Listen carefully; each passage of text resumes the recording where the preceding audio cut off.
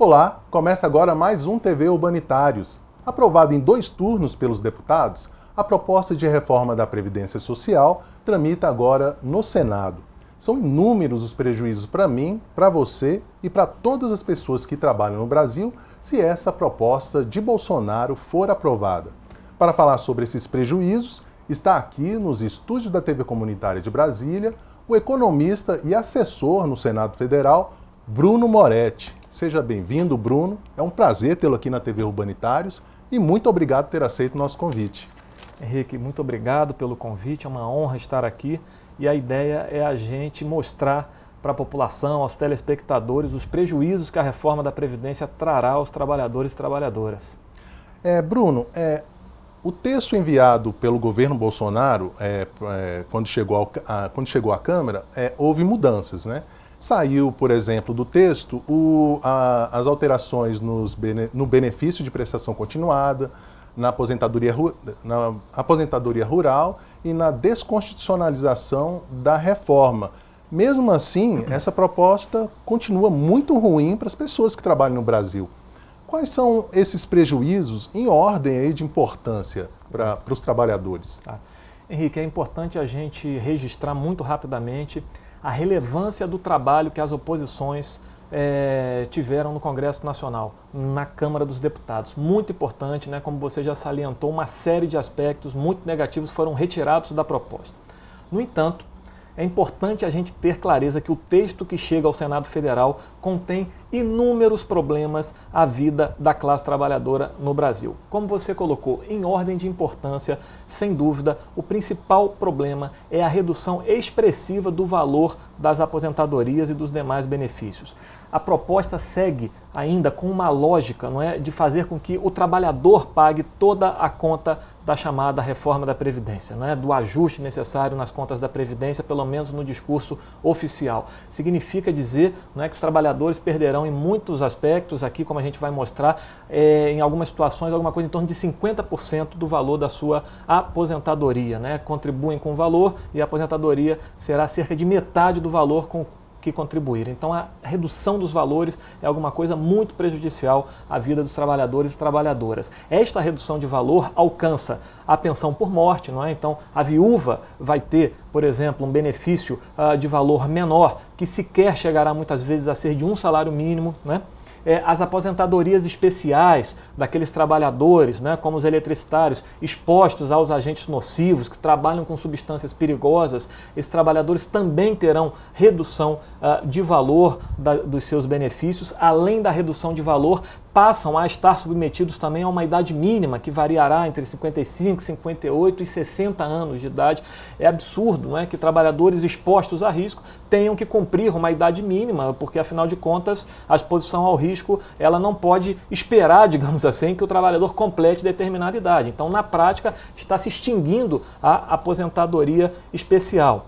Um outro problema que eu destaco é o fato de a carência, ou seja, o tempo mínimo de contribuição para se requerer a aposentadoria por idade, que é a única forma pela qual se poderá aposentar a partir da promulgação da reforma da Previdência, para os homens que ingressarem no regime a partir do momento em que essa reforma for aprovada, eles terão esse tempo mínimo ampliado de 15 para 20 anos. E qual é o problema? Num país com um mercado de trabalho, com um desemprego de quase 13 milhões de pessoas, com alta informalidade, é muito difícil para o trabalhador mais pobre conseguir 20 anos de contribuição. Então, na prática, ele não estará coberto pela Previdência, ele não conseguirá fazer com as contribuições mínimas de 20 anos, né, 240 contribuições para poder se aposentar. Você está falando 20 anos a contribuição mínima, como você salientou. Para conseguir a integralidade do benefício são 40 anos. Exatamente, se 20 anos já é difícil, 40 anos é quase impossível, né? Nenhum trabalhador, na verdade, conseguirá se aposentar com 100% da média daquilo com que contribuiu, né? Ou seja, a Previdência vai virar imposto, não vai ser mais um benefício que a pessoa contribui sabendo que no futuro vai receber. É um imposto. Exatamente, é uma lógica quase confiscatória, porque, como eu disse a você, se a gente vai explorar esses dados ao longo da nossa conversa, mas uma pessoa que contribuiu hipoteticamente, não é, na média com R$2.000, certo? E ela vai se aposentar com alguma coisa em torno de R$1.000 e poucos, quer dizer, se ela conseguir os 20 anos de contribuição no caso de homem, não é? Então, essa lógica é muito perversa, né? A gente faz contas que mostram na ponta do lápis que o trabalhador perderá em certas situações, em certas ocasiões, 40%, 50%, não é? Do valor daquilo com que contribuiu. Agora, Bruno, a gente está falando, de certa maneira, em imposto. Ainda no governo Temer foi aprovada a emenda constitucional 95, né, que limita por 30 anos os investimentos na saúde, na educação, inclusive na Previdência. Então, se a Previdência Social vira um imposto e mais não um benefício, essa reforma do Bolsonaro dialoga com essa emenda no sentido de reduzir os gastos. Perfeito. Henrique, essa é a grande questão. A lógica desta reforma é reduzir despesas, é depositar o problema da Previdência nas costas do trabalhador, para que a despesa se reduza e caiba no teto de gasto instituído no governo Temer até o ano de 2036. A discussão real da sustentabilidade da Previdência Social brasileira passa por um debate que envolve a despesa, mas envolve também as fontes de custeio da Previdência Social. Novas fontes, por exemplo, no mundo capitalista, em que cada vez há mais automação, há menos emprego, as contribuições, por exemplo, não podem ser só sobre a folha salarial, porque cada vez menos essa folha é reduzida. É fundamental que nós discutamos novas fontes para dar sustentabilidade à Previdência, mas o governo, como você bem lembrou, não faz uma reforma da Previdência. A rigor, ele faz uma reforma fiscal para reduzir a despesa pública para que ela caiba dentro do teto de gasto, prejudicando o trabalhador brasileiro. O governo alardeou que a economia com a reforma da Previdência vai ser em torno de 800 bilhões, né? Só que todo esse recurso que iria para o bolso do trabalhador fica nos cofres do governo. E a alegação do governo para aprovar essa reforma é de conter privilégios. No entanto, 80% desses 80 bilhões vem do regime geral, onde a média de salário é em torno de R$ 1.400. Que privilégio é esse? Exatamente. A grande parte dos cortes, a grande parte da redução de valor, do aumento do tempo necessário para se aposentar, de contribuição, é em cima do trabalhador da iniciativa privada, é em cima do trabalhador do regime geral, no qual, como você bem colocou, o salário médio, o benefício médio é de R$ 1.400. Além disso, eu chamo a atenção para o fato de que praticamente cerca de 2/3 dos benefícios do regime geral pagos pelo INSS são de um salário mínimo, ou seja, menos de R$ 1.000. Não há privilegiados no regime geral. Além disso, eu chamo a atenção para o enorme impacto que essa proposta terá sobre o abono salarial, que é o chamado recurso do PIS, aquele 14º salário que o trabalhador tem. Com as novas regras propostas e que foram aprovadas na Câmara, quase 13 milhões de trabalhadores brasileiros vão perder o direito ao PIS. O que significa isso? Esse recurso todo retirado dos trabalhadores. Menos consumo, e o consumo equivale a 2/3 do PIB brasileiro. Com menos consumo, haverá menos renda circulando na economia, e é por isso que nós estamos provavelmente entramos no segundo trimestre deste ano em recessão, porque não há renda disponível para que as pessoas demandem, para que as pessoas façam consumo, para que haja investimentos e o país possa crescer. Ou seja, a tendência é essa recessão que continue, né? Exatamente. E até piore, porque o que esta reforma está fazendo nesta lógica de reduzir benefícios para que a despesa pública caiba dentro do teto de gasto, é retirar a renda do trabalhador. Ao fazê-lo, o impacto sobre a economia será grande, especialmente sobre economias locais, sobre aquelas economias em que os benefícios previdenciários, os benefícios pagos pelo regime geral são muito importantes para fazer o dinheiro circular no pequeno comércio, na pequena lojinha. E é isso que vai ser, em boa medida, retirado, é este dinheiro, é esta renda, se esta reforma for aprovada. Ou seja, é um círculo vicioso, porque o governo retira dinheiro do trabalhador e, por outro lado, injeta mais de R$1 bi em emendas parlamentares para aprovar essa reforma, dá incentivo a ruralistas, a empresários, e só quem está pagando esse pato é o trabalhador, né? Exatamente, Henrique. Além disso, é muito interessante a gente perceber o seguinte: quando a gente olha o texto da reforma, se a gente está preocupado com a sustentabilidade da Previdência Social brasileira, a gente tem que entender o seguinte: bom, é preciso tomar então medidas pelo lado da receita, da arrecadação. Qual é, por exemplo, a medida efetiva para conter a farra do refis? O refis são aqueles programas de renegociação de dívidas, muitas vezes de devedores contumazes. Por exemplo, grandes empresas que tiveram grandes lucros nos últimos anos vão poder continuar aderindo a programas de refinanciamento? Sim. Na Câmara dos Deputados, inclusive, caiu uma parte do texto que previa que agricultores, grandes agricultores, não poderiam mais refinanciar suas dívidas com fundo rural. Isso também caiu do texto. Só esta medida tem um enorme impacto, né? Se a gente olha, por exemplo, tributação de lucros e dividendos, o Brasil é um dos únicos países do mundo que não tributa dividendo da pessoa física. Então, o sujeito que é acionista do Itaú, que detém as ações do Itaú, ou qualquer outro banco brasileiro, grande banco, que tiveram um lucro agora de 20 bilhões no trimestre, que receba dividendos, ele paga 0 de imposto de renda sobre esta renda. Qual é a medida de tributação de capital, não é, de ganhos de renda que a reforma traz para equilibrar o sistema de seguridade social brasileiro? Praticamente nenhumas. Há pouquíssimas propostas no texto e, portanto, repito, esta reforma é uma reforma fiscal pelo lado da despesa que faz o trabalhador pagar a conta sozinho. Ou seja, os ricos do Brasil estão rindo à toa, né? E é difícil entender como ainda há trabalhadores, né, que apoiam e defendem um governo como esse. Né? O que eu acho, Henrique, é que há um argumento, né, utilizado que o país está quebrado e que se a reforma não for feita, a situação piorará. Né? Importante a gente lembrar que toda essa política de austeridade, toda essa política de controle fiscal, de imposição de um teto de gasto que reduz investimentos, que reduz políticas sociais, investimentos na saúde, na educação e assim por diante, não foi suficiente, não foi capaz de reduzir a dívida pública. Neste período, quando a gente olha de, por exemplo, maio de 2016 para cá, a dívida pública só aumentou. Não é? E só aumentou por uma razão muito simples. Não é? Uma economia que não cresce, uma economia que se mantém estagnada por conta desta política econômica contrária à distribuição de renda, à geração de emprego, ela não consegue gerar receita, ela não consegue gerar arrecadação. E o que nós precisamos é um conjunto de medidas para gerar emprego, gerar arrecadação e fazer a Previdência ser sustentável. Vale lembrar que no período, não é, de 2004 até 2015, a Previdência urbana, não é, que é a Previdência tipicamente contributiva, ela foi superavitária.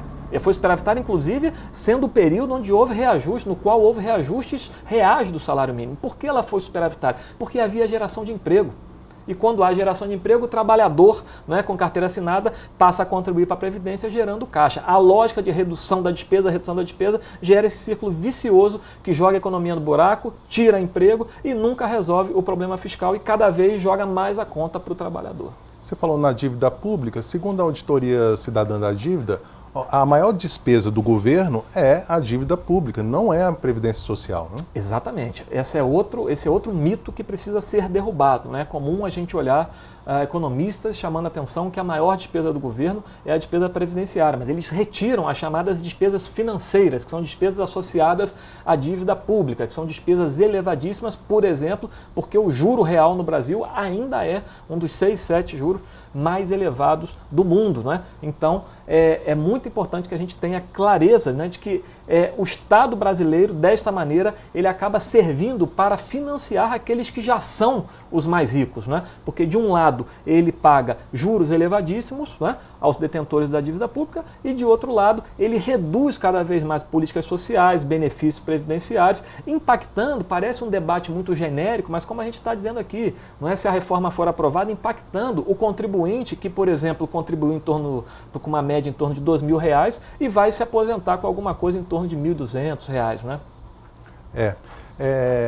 Em relação... Se conseguir se aposentar, se conseguiu se aposentar, né? Agora, Bruno, voltando na dívida pública, o estranho é que a dívida pública ficou de fora na emenda 95, aprovada no governo Temer, para conter esses gastos. A dívida só cresce e não tem limitação para pagar essas dívidas, que são essa dívida que é paga para os mais ricos do Brasil. Né? Exatamente. De novo, né, a gente tem que chamar atenção, foi dito e foi repetido exaustivamente em 2015 que a crise brasileira era uma crise em função do excesso de gasto, e o excesso de gasto era nos investimentos públicos, nas políticas sociais e assim por diante. É importantíssimo que a gente saiba, olhando para os dados, né, de uma forma técnica, que o aumento da dívida pública, por exemplo, em 2015, né, se deu em razão do pagamento de juros. Não foi, por exemplo, em razão das despesas com educação, com saúde. Isso são estatísticas contidas nos próprios relatórios do Banco Central. Então, veja só que interessante, nós não estamos atuando sobre os dois condicionantes da dívida pública brasileira, que são os juros, né, de um lado, e do outro o baixo crescimento, porque como a gente já falou, o baixo crescimento gera baixa arrecadação, reproduzindo o problema fiscal, não resolvendo o problema fiscal. Então, cada vez você te retira mais direitos do trabalhador, piora o cenário de crescimento econômico e de distribuição da renda, afeta a própria capacidade da economia a crescer e logo ali repetirá de novo que está com problema fiscal e precisará de uma nova rodada de redução de benefícios, que inclusive, se aprovada esta reforma, vai ser facilitada, porque apesar dos avanços, ainda há uma série de itens que não estão constitucionalizados. Então, por exemplo, eu me referi aqui ao aumento da carência, aos 20 anos de contribuição. Não está constitucionalizado, isso pode ser alterado, inclusive, por lei ordinária. Então, adiante, 1 ano, 2 anos depois, pode-se novamente dizer, precisa agora de uma nova reforma da Previdência porque o problema fiscal não está resolvido. E não está resolvido porque, como eu disse, os dois grandes condicionantes não são jamais atacados, juros e crescimento da economia. Ou seja, isso poderá ser feito por uma lei ordinária? Exatamente. Não mais uma emenda à Constituição não que tem um quórum qualificado? Exatamente, Henrique. Não seria necessária uma nova PEC para voltar a alterar direitos, o que é gravíssimo, não é? Porque pense, por exemplo, o caso da pensão por morte. Né? Ela ficou, inclusive, desvinculada do valor do salário mínimo. A regra de valor, nova regra de valor, 60%, né?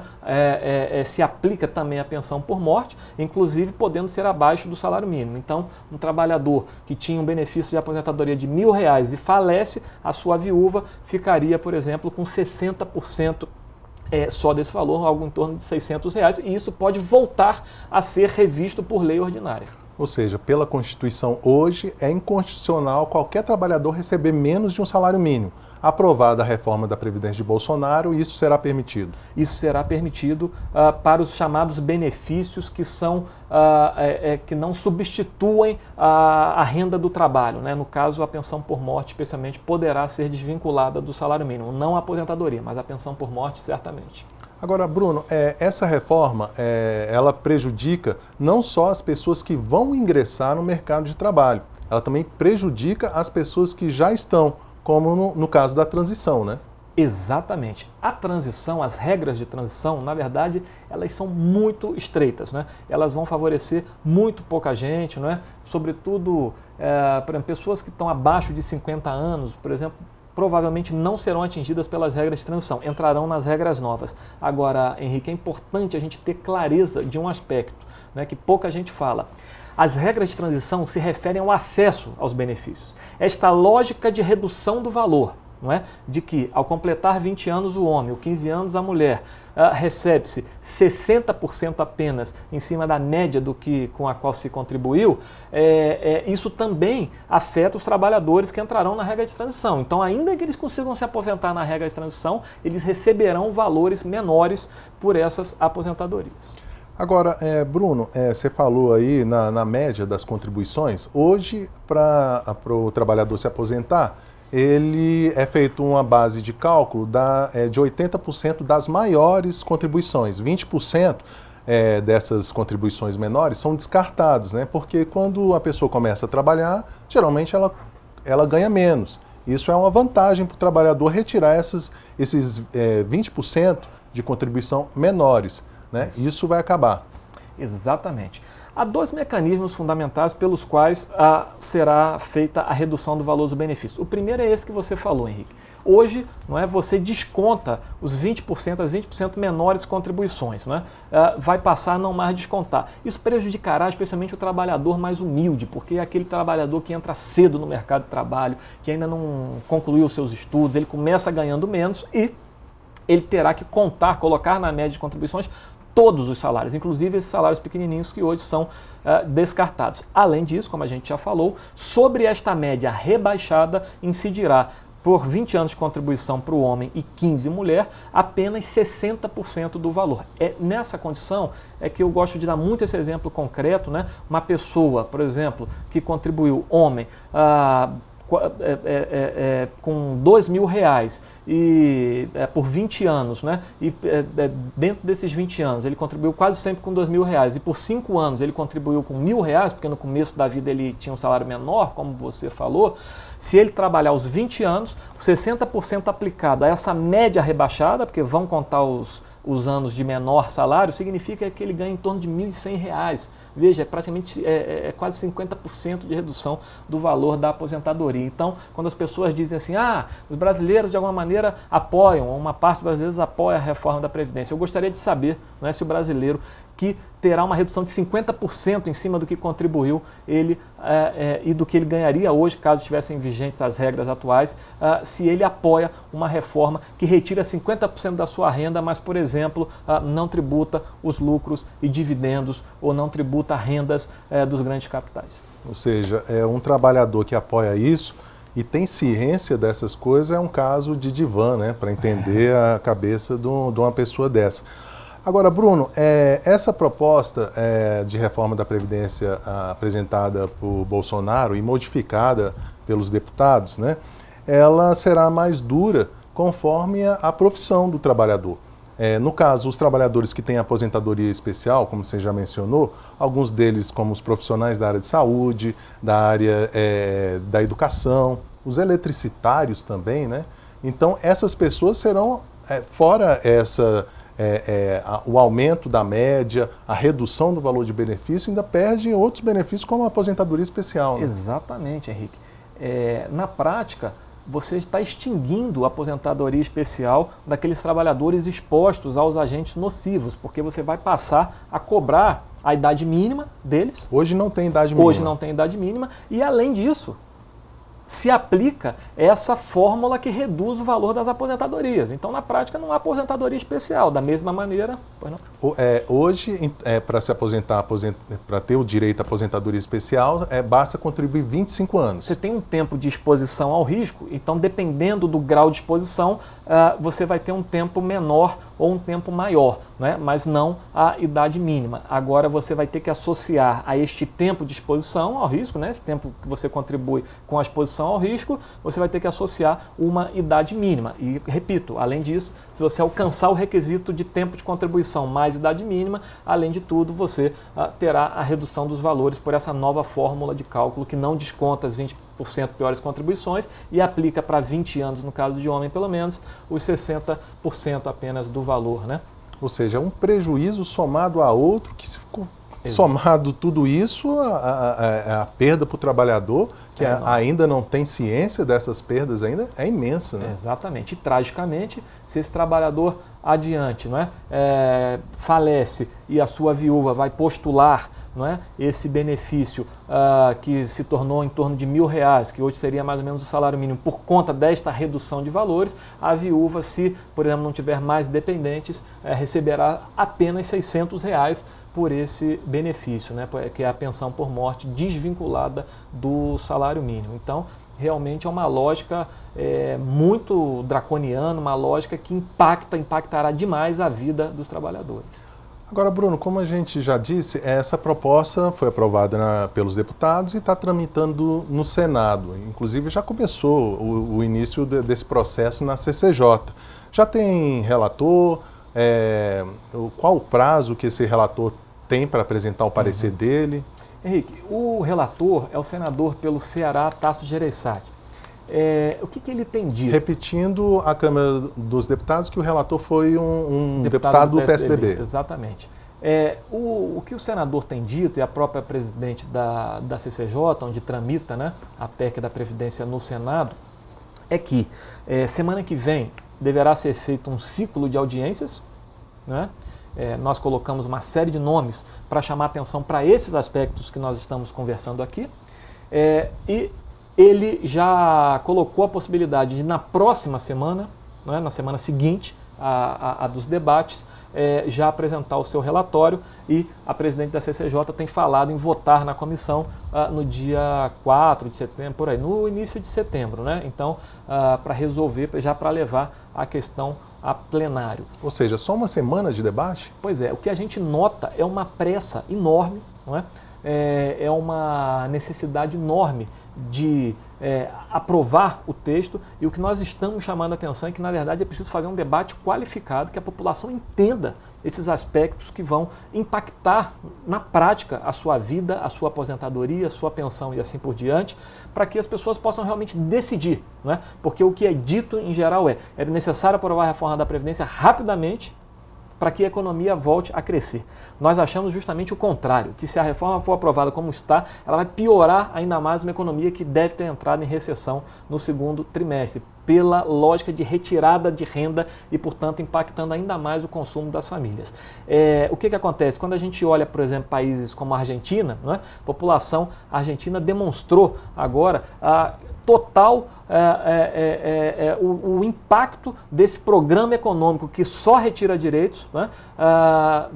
Dando uma votação para o governo muito baixa nas chamadas eleições primárias, né? O que não deixa de ser um recado para o Bolsonaro, porque o Macri é um principal aliado dele aqui na América do Sul, né? Exatamente, é um recado muito claro, né, de que a população espera políticas em seu favor, em seu interesse. Lá, a adoção dessas políticas chamadas neoliberais, né, produziu um quadro de catástrofe, com o aumento da inflação e o desemprego praticamente dobrou, não é, no governo Macri. Aqui nós temos uma situação recorde, né, de subutilização da mão de obra, né, nós temos 5 milhões de pessoas praticamente em situação de desalento, quase 13 milhões de pessoas em situação de desocupação, desempregadas, né, e esta reforma piorará ainda mais a renda do trabalho e, portanto, piorará ainda mais o consumo das famílias. Nesse sentido é que a gente precisa fazer a discussão sobre os direitos das pessoas, os direitos, não é, garantidos na Constituição brasileira e, além disso, dos impactos econômicos deletérios dessa proposta. É por essa razão que a tramitação precisaria ter debates efetivos, debates para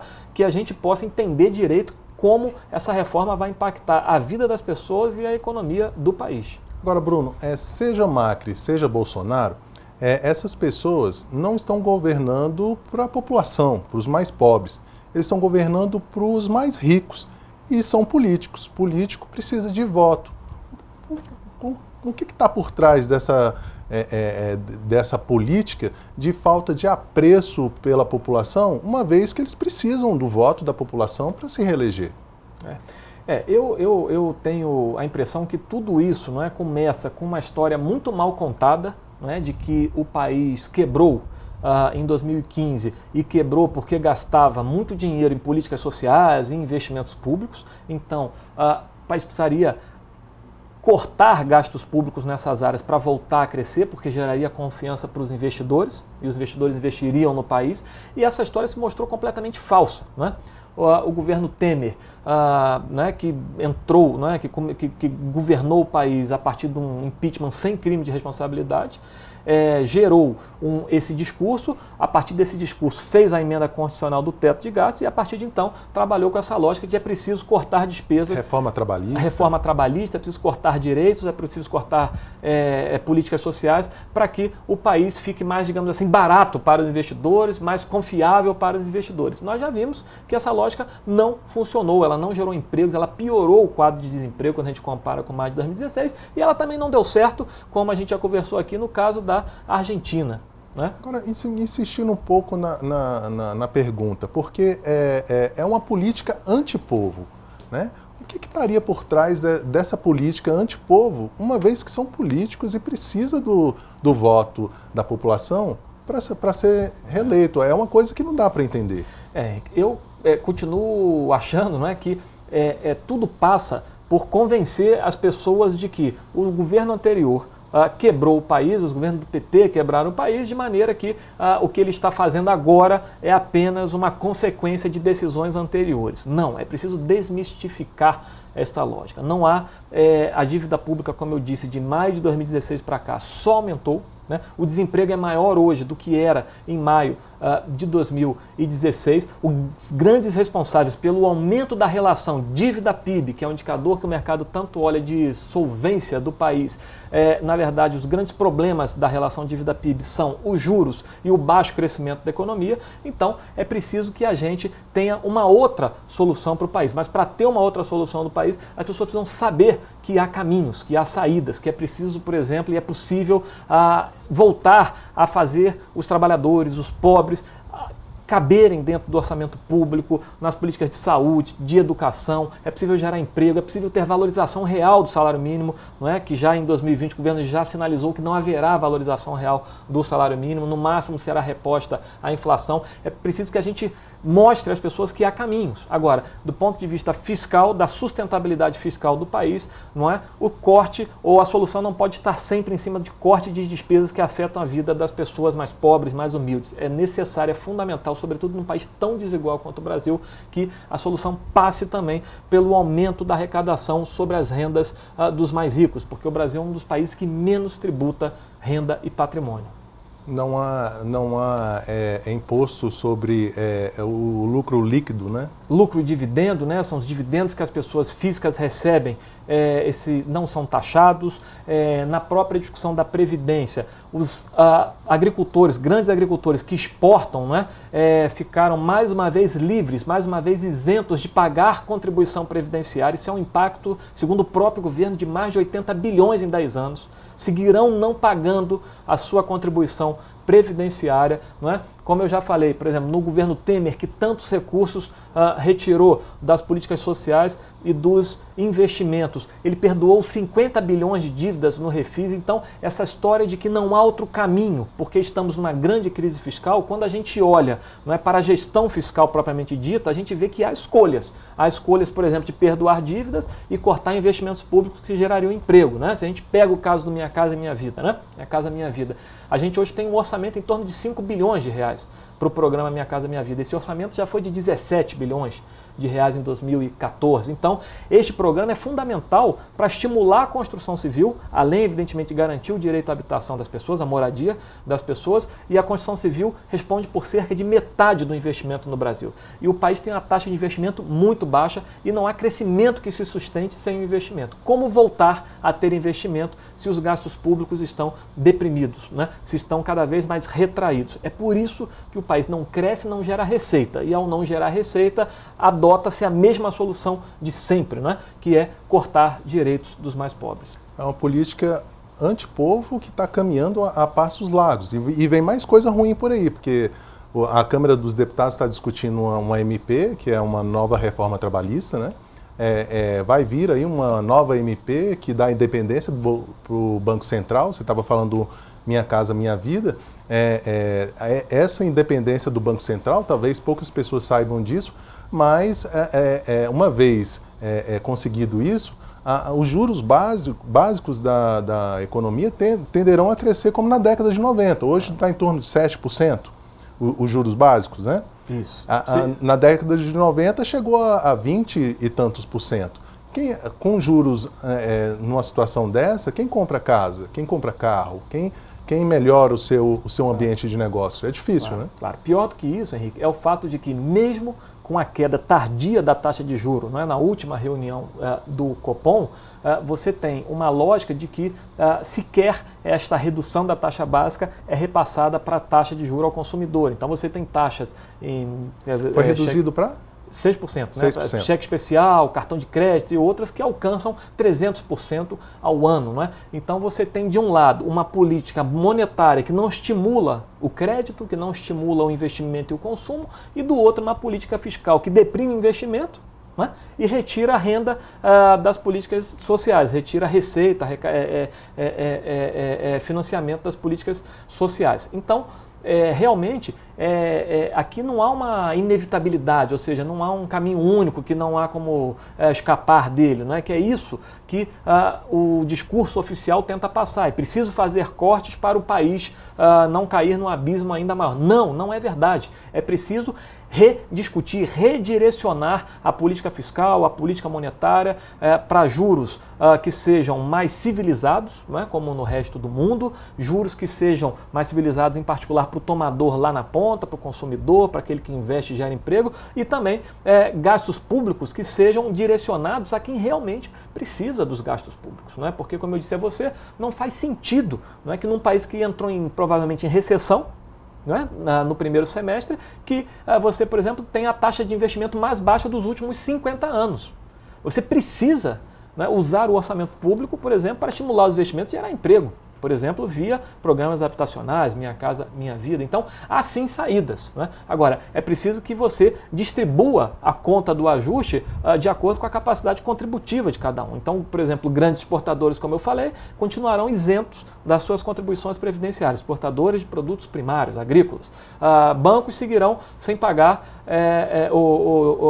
pessoas físicas, que recebem dividendos de grandes empresas, grandes bancos, seguirão sem pagar imposto. O Brasil é um dos únicos países do mundo que faz isso. Então há caminhos, há saídas. Tanto há caminho e há saída que o discurso de que é inevitável cortar direitos na Argentina, né, levou à situação de rejeição do atual presidente e logo após a sua rejeição, o que ele faz? Ele acena com o aumento do salário mínimo, ele acena com abono salarial, ele acena com preços de combustíveis, não é, mais civilizados, embora tenha voltado atrás. Então, há sim alternativas. É preciso que a população discuta essas alternativas, independente de quem a população votou, é preciso que ela cobre saídas que joguem o custo para aquele que pode pagar pelo custo, e não apenas só sobre o trabalhador. Agora, você falou em alternativas. Aqui no Brasil, o governo está indo na contramão, né? Porque ao passo que limita o crédito para a população, ter acesso a financiamento, por outro, possibilita que os mais ricos tenham acesso a créditos no BNDES para comprar seus helicópteros, seus iates, comprar patrimônio público, né? Pois é, o que a gente tem, não é, como a gente está aqui conversando, é uma combinação, não é, então, de restrição, não é, de crédito, do chamado crédito direcionado, crédito para quem investe e gera emprego. Não é? As famílias brasileiras estão, né, há estatísticas oficiais mostrando que se bateu o recorde de endividamento, então o governo não encaminha uma solução para esse endividamento recorde que impede que as famílias possam consumir e fazer a economia girar. E além disso, né, que é o nosso tema principal, retira um conjunto de direitos, o que piorará a vida da população. E veja bem, para aquela pessoa que entende que vai ter que contribuir mais tempo, terá uma aposentadoria menor, evidentemente ela fará planos de consumir cada vez menos, de se adequar a esta situação em que ela terá uma renda cada vez menor e, uma vez tendo esta renda cada vez menor, né, esse conjunto de aspectos que a gente falou aqui vão jogando a economia e a renda das pessoas cada vez mais para baixo. Agora, Bruno, a produção já me avisa ali que a gente está com tempo curtíssimo, mas não tem como deixar de fazer essa pergunta, porque nessa semana os brasileiros de praticamente todas as capitais do país e de dezenas de cidades por todo o Brasil se manifestaram insatisfeitos com a reforma da Previdência e também com mudanças na educação. Ou seja, o caminho para conter para conter a aprovação da reforma da Previdência tem que ser esse mesmo, ir para a rua e protestar contra essa reforma. Henrique, é importante, é fundamental, né, conscientizar as pessoas, né? Sair desse discurso genérico de um país quebrado que precisa fazer ajustes, de que é inevitável fazer ajustes e discutir que ajustes são necessários, em cima de quem é preciso fazer ajustes. É muito importante que a gente tenha os casos concretos, a viúva que ficará com R$600 de pensão, a pessoa que perderá cerca de 50% do valor da sua aposentadoria e assim por diante, o aposentado, a aposentadoria especial por agentes nocivos, as pessoas que vão ter que ter idade mínima e na prática vão perder o direito, os professores, que a gente falou aqui pouco, da educação básica, não é? Que precisarão, as professoras, no caso, aumentará em 7 anos, não é? Em 7 o número de anos necessário para que elas possam se aposentar, também com grande redução de valor. Quando a gente trabalha esses casos concretos e conversa com as pessoas, é possível ver que elas vão perder concretamente e aí talvez elas possam ter uma opinião mais balizada sobre esta reforma e o impacto dela na sua vida. São muitos os prejuízos, né, Bruno? Infelizmente, a gente chegou ao final do programa. Gostaria aqui de agradecer a sua participação na TV Urbanitários. Henrique, muito obrigado. Eu agradeço e fico à disposição. Eu conversei com o economista e assessor no Senado Federal, Bruno Moretti, que falou sobre os prejuízos que os trabalhadores terão se a proposta de reforma da Previdência Social de Bolsonaro for aprovada. Você pode rever este e outros programas em nosso site www.urbanitariosdf.org.br ou em nossa página no YouTube. Você também pode mandar sugestões e críticas para comunicacão, estildef.org.br ou pelo nosso WhatsApp 99144 8075. 99144 8075. Muito obrigado pela companhia e até a próxima. Tchau, tchau.